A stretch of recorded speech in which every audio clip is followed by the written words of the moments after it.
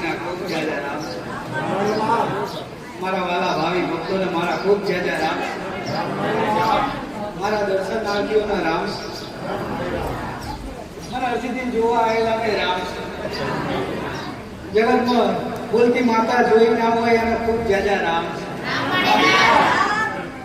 હું પરમારની બેડીની હરસિદ્ધિ, હું બોલતી માતા, જાગતી માતા. તમારું એક એક શબ્દ તમારો સેકન્ડો જે શબ્દ નાભીનો નીકળતો હોય એ સાંભળવાની હું માતા, એવી હું હરસિદ્ધિ. એવા મારા હરસિદ્ધિના હરેકને જાજા રામ. જેવી મારી જોડે આશા લઈને આવ્યા, કોઈ દીકરા પરણાવવાની આશા લઈને આવ્યા તો હું એ વાત સાંભળું છું. કોઈ દીકરીને પરણાવવાની આશા લઈને આવ્યા તો એ વાત હું સાંભળું છું. કોઈના દીકરાનો દુઃખ દૂર કરવા આવ્યા તો એ વાતે હું સાંભળું છું. કોઈના દીકરા જોતા હોય તો એની વાતે હું માતા સાંભળું છું. કોઈ જે આશા લઈને આવ્યા છે બધાની વાત મારા કાને પડે છે. પણ જગતની અંદર ધીરજ રાખજો, ધીરજ રાખજો. જગતની અંદર તમારી પેઢીની માતાઓ જાગૃત કરીને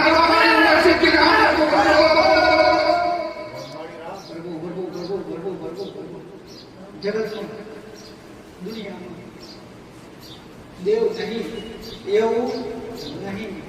પણ આજનો નવયુવાન, આજનો મનુષ્ય એની જીવન ગાથા ક્યાંક ભટકી જાય છે, નાની ઉંમરમાં ભટકી જાય છે. અને કઈક દીકરા દીકરીઓ નાની ઉંમરમાં ભટકી ગયા છે. જગતની અંદર કદાચ મારો અવાજ કદાચ એના સુધી વધતો હોય તો મારો રામ જગતની અંદર જો કદાચ થોડી પ્રેરણા પૂછે ને તો હું માતા જરૂર એને સદબુદ્ધિ આપી અને સતના માર્ગે લઈ રહી છું. કઈ નવયુવાન દીકરા દીકરીઓ સમજ દેવની કોઈ સમજ નહીં. અને આજના જમાના પ્રમાણે એવું જીવન જીવે છે તો નથી મા બાપનું ભાન, નથી કાકા કુટુંબનું ભાન, અને એમની મસ્તીની અંદર જીવન જીવે છે. જીવન જીવવું જોઈએ, ના જીવવું જોઈએ એવું નથી. પણ હરેક સમય સંજોગો અને જે સમયગાળો ચાલતો હોય એના અનુરૂપ જીવો ને તો તમારી જીવનની ગાથા કંઈક અલગ હોય. પણ આજે તો એવું જીવશે જાણે શું એમને એમ જ લાગે તમે કરીએ છીએ સારું જ છે, તમે કરીએ છીએ એ બધું સારું જ છે. પણ જ્યારે કોઈ આરો ના રહે કંઈ પસ્તાઈ જાય, પછી ક્યાંય ના રહે માણસ, પછી એ ખોટા માર્ગે નીકળી જાય. કઈ એને પાછળ વળી જોયું નહીં. જીવન ક્યાં જવાનું હતું એક ક્ષણભરની ખુશી માટે થઈ એને આખું જીવન એનું બરબાદ કરી નાખ્યું. ખોટા રવાડે ચડી ગયો, દારૂના રવાડે ચડી જાય, જુગારના રવાડે ચડી જાય, કંઈક રવાડે એવા ચડી જાય. પણ આજના નવયુવાનને ખાસ કહું છું કે તમારા માવતર કદાચ કહેતા હોય ને બે શબ્દ તો એમાં કદાચ એક શબ્દનું પાલન કરજો. પૂરેપૂરા તો આજના યુવાન કરી શકવાના નથી. આજના એકાય દીકરા દીકરીઓ એવા નહીં કે હોય 100% મા બાપની વાતો માને. કેમ કે મા બાપ તો ભાઈ જૂના છે ને, એમને તો આજના દીકરા દીકરીઓને એમ કઈ ખબર નહીં પડતી એમને. પણ એમને એ ખબર નહીં પડી કે તમને જન્મ આપી મોટા કર્યા છે તો એ વધારે એમને ખબર પડતી હશે. તમારી કરતા વધારે જીવન એમને જોયું છે, માણસનો અનુભવ એમને કર્યો છે. તમે તો કોઈ માણસનો અનુભવ કર્યો નથી. કોણ કેવો માણસ આજે આ કળિયુગની અંદર છે કોઈ ખબર છે? કોઈ નહીં ખબર. આજે પોતાનો માણસ, પોતાનો ભરોસો મૂકેલો માણસ છેતરીને જતો રહે છે અને માણસને અપઘાત કરવાના દાડા આવે છે. ઓ ભાઈ, જેની ઉપર તમે બહુ ભરોસો મૂકો, જેની ઉપર આંધળો વિશ્વાસ મૂકો અને આંધળો વિશ્વાસ મૂકી કદાચ એની ઉપર કાર્ય કરો ને અને એ છેતરીને જતો રહ્યો હોય.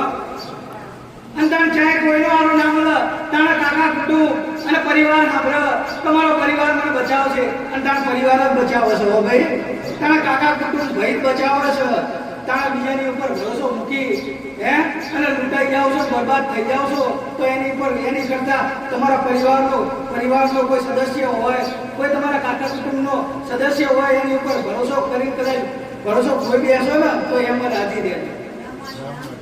જીવનની અંદર એ તમારું 5 રૂપિયાનું તો 25 રૂપિયા વધારે લઈ જશે તો એ તમને કાલે પાછા હાલશે. તમારું ગમે એટલું લઈ લીધેલું હશે તો એ તમારી પેઢીમાં છે. તમારા દીકરાના નસીબનું હશે ને એટલે એની જોડે હાચવા જેવું હશે. એવી તમને ખબર હોય નહીં. આજે લડત કરો કે મારા ભાઈએ આટલી જમીન લઈ લીધી પણ એ તમારા દીકરાના ભાગની છે. એના દીકરાના દીકરા થશે ને એટલે તમારા દીકરાને પાછી આવવાની. મારો રામ એવો સમય બનાવો, મારો રામ એવો સમય બનાવો અને એવો સમય ઘડો કે એના દીકરાના દીકરા એવા સારા ગુણવાન પાકે ને એટલે એમ કે મારા ભાઈના દીકરાને મારે આવવું છે અને એ મનમાં વસીને અપાઈ દે. ઝઘડીને ના અપાવો, ઝઘડીને ના મળે પણ એ તમારી જોડે કદાચ આ લીધું હશે ને તો હું જરૂર તમારા નસીબમાં નહીં હોય. તમે એને વાપરી નાખવાના હશો તાણ તમારી માથાએ એને એમ જોડે લઈ ચાલી જવો સાચવવા માટે, સાચવવા માટે સાચવવા માટે. જો નજીક આવ્યો સમય, નવયુવાનની વાત કરી, રક્ષાબંધન, બેન અને ભાઈનો દિવસ. બેન અને ભાઈનો દિવસ. બેન ભાઈ માટે પ્રાર્થના કરે તો મારા ભાઈની રક્ષા કરજો અને રક્ષા માટે એક સૂતરનો સાંકળો બાંધે. અત્યારે તો કઈ નવું બધું નીકળી ગયું, પ્લાસ્ટિક આ તે બધું. પેલા તો સૂતર વાપરતા. એના કંકુના 5 ચાંદલા કરી અને ભાઈની કલાઈ ઉપર બાંધો તો ભાઈ ભગવાન તારી રક્ષા કરે, માં ભગવતી રક્ષા કરે એવી પ્રાર્થના કરે અને ભાઈ આજીવન બેનને સુખી રાખવાના આશીર્વાદ આપે. આજીવન સુખી રાખવાના આશીર્વાદ આપો. ત્યારે એ સૂતરના કદાચ 2 તાતણા બાંધતા ને ત્યારે કશું નતા હાલતા પણ આજીવન એને દખ પડ્યું હોય, કઈ તકલીફ પડી હોય ને તો ભાઈઓ જઈને ઉભા રહ્યા. આજે પૈસા આવીને છૂટા પડી જાય, આજે પૈસા આપીને છૂટા પડી જાય. કાલ દુઃખ હોય તો તું તારી રીતે કરી લેજે, મારી જોડે ટાઈમ નથી. એટલે જમાનો આવી ગયો છે પૈસાનો. માણસે દોટ મૂકી છે ખોટી, પૈસા વાળા, રૂપિયા વાળા. કાયમ હું નહીં કહેતી કે ખોટ તમે દોટ ખોટી મૂકી દીધી છે. પૈસા વાહે ના દોડશો, સુખ વાહે દોડો, સંબંધ વાહે દોડો. જગતની અંદર સુખ ના હોય તો જગતનું દેવ મટી ગયું.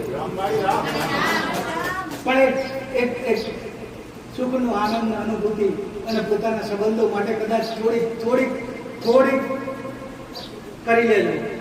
તમારે જેટલી થતી હોય ને, નમવાની ભાવના થતી હોય તો નમી લેજો, થોડું બોલવાનું થતું હોય તો બોલી લેજો, પણ એક થોડો તમારો સંબંધ પરિવારનો થોડો ખાતરી લેજો. જગતની અંદર એવું સુખ મળશે ને કે એની વાત નહીં. આજે કઈ જુદા થઈ ગયા, ભાઈઓ અલગ થઈ ગયા. ભાઈઓને બોલવું ગમતું નહીં, પરિવારને બોલવું ગમતું નથી. પોતાના કોઈ સારા લાગતા નથી, પારકા સારા લાગે છે અને પારકા જેદાર છેતરીને જાય એટલે ભાઈઓ યાદ આવે છે. કઈક દીકરા દીકરીઓ હરેકને હું મોટા ભાગે જોઉં છું, નજર મારું છું તો તમારા દેવ તો મોટા દુઃખી છે કે મારા દીકરા એક થઈ મારી આગળ બેસતા નહીં. તો મારો તો કેવું તો ઘણું છે. મારા દીકરાને મારા પેઢીઓમાં શું બન્યું બધું કેવું, પણ મારા દીકરા એક થઈ બેસી જાય ને મારી સામું તો પેઢીઓના ચોપડા હું માથા ખોલી નાખું. આવું તમારા દેવનું કેવું છે. મારા સુધી લાંબાઈ કરવા નહીં એમને, તમારા દેવન મારા સુધી લાંબાઈ કરવાના નહીં.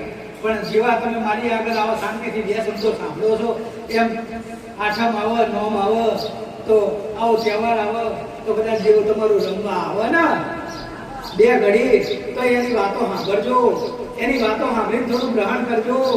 અને જગતની અંદર એની વાતો ગ્રહણ કરેલી હશે ને તો મારા શબ્દો હોય 100% મારો રામ પાડ્યા વગર નહીં. બાકી આજે મારી વાતો તમે 100% સાંભળશો અને તમારી ઘરની માતાની એક વાત નહીં સાંભળો તો એ દેવમાં કામ કરવા દેશે નહીં. તે જે જ્ઞાન તો બહુ પૂર્યું, તે સમૃદ્ધિ તો હારી આલી, પણ તારું જ માને, મારું તો માનતા જ નહીં. કે નહીં એવું? તમારો દીકરો હોય, તમારા કાકાને કીધું માને, તમારે કીધું ના માને, તમે તમારા ભાઈ ના કહો કારણ તું શું ખવડાવ્યું? તારું જ માન કરે, અમારું જ માનતો જ નહીં, તે જ મોઢે ચડાય એવું નહીં કહેતા.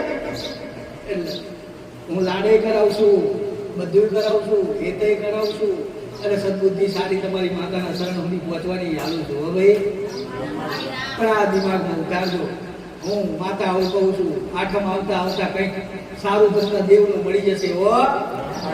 તમારા ઊંઘેલા દેવ માતા બોલી હતી, ગઈ આઠમે બોલી હતી, કંઈકને જાગૃત કરીને આલ્યા અને આરી આઠમ આવે છે તો આઠમની અંદર તમે દેવ નહીં જાણતા, તમારી પેઢીમાં આલી પૂજાઈને ગયેલી તમારી બાપ દાદાની માતાઓ ઊભી કરીને આવે દે. આવું મારું માતાનું કેવું છે. તમારા દુઃખ તો હજારો છે, એટલે દુઃખને તમે ગાશો તો દેવનું રહી જશે. એટલે દેવનું ગાજો તો દુઃખ તો ભાગીને ભૂખો થઈ જશે. આવું મારું માતાનું કેવું છે. ક્યાંક તમે દેવથી દૂર છો એટલે તમારું દુઃખ છે, એટલે તમારે આવું પડે છે. બાકી મારા પાસે લાંબુ થવાની જરૂર પડે નહીં. હરખે આવો અને હરખે કદાચ દર્શન કરીને જાઓ, એ દાડે મને માતાને ખૂબ આનંદ આવશે. એક મારો ભાઈ ભક્ત દુખિયારો ના હોય ને, એ દાડે મને માતાને ખૂબ આનંદ આવશે. ખાલી મારા હરખથી દર્શન કરવા આવ્યો છે ને, તારો મારો આનંદ અપાર હશે. એ દાડે મારા રામે મને કદાચ મને અહીંયા જાગૃત કરીને એ પૂરું થશે. પછી એવું થતું હોય તો પેલું તમારું કાર્ય કરવામાં મને કોઈ વાંધો નહીં. હું તો અહીંથી નીકળું એટલે જેનો ભાવ પહોંચે એના ઘરે પેલા વળી જઉં છું. જેનો એની માતાની લાગણી વધારે થાય એ બાજુ હું વધારે વળી જઉં છું. ચમ કે એની માં મને કહે મારો દીકરો બહુ હેરાન થાય, આને એને કહી દે ને આટલું કરી દે, આ મેલડીને પૂછી લે. એટલે હું રાજી થઈ જાઉં અને આ વસ્તીને રાજી કરી દઉં. એટલે હું જઈને આવીને કહું ભાઈ આ મેલડી કરી દે ને, એટલે તને આરામ પડી જાય. એવું મારા દેવનું કહેવાનું હોય છે. મારો રામ જોતો ખરા જો હા બોલો નતું તું ભાઈ, આજે માની અને ચકડાની બોલી સાંભળવા મળે છે.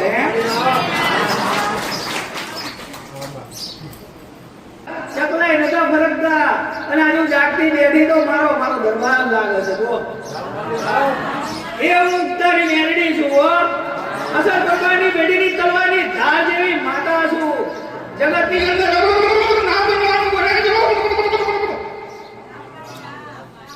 તમારી કલ્પના બહારનો વિચાર કરી નાખો. કલ્પના બહારનું કરીને આપી દઉં તો હું માતા. તમારા કલ્પના બહારનું કરીને આપી દઉં એ માતા.